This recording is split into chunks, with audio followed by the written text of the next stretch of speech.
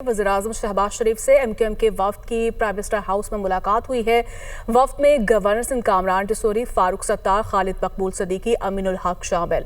मुजव्वज़ा आईनी इस्लाहात, port cities और Karachi development मामलात पर बात होगी। एमक्यूएम वफ्द कराची में फेडरल फंडेड मनसूबों में रुकावटों पर तहफ़्फ़ुज़ात से आगाह करेगा।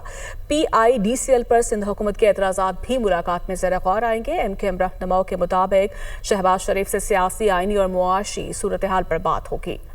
वज़ीर-ए-आज़म शहबाज शरीफ से एमक्यूएम के वफ्द की प्राइम मिनिस्टर हाउस में मुलाकात हुई है। वफ्द में गवर्नर सिंध कामरान टिसोरी, फारूक सत्तार, खालिद मकबूल सदीकी, अमीनुल हक शामिल। मुजव्वज़ा आईनी इस्लाहात, पोर्ट सिटीज़ और कराची डेवलपमेंट मामलात पर बात होगी। एमक्यूएम वफ्द कराची में फेडरल फंडेड मनसूबों में रुकावटों पर तहफ़्फ़ुज़ात से आगाह करेगा। PIDCL पर सिंध हुकूमत के एतराज़ात भी मुलाकात में ज़ेर गौर आएंगे। एमक्यूएम रहनुमाओं के मुताबिक शहबाज शरीफ से सियासी, आईनी और मुआशी सूरत हाल पर बात होगी।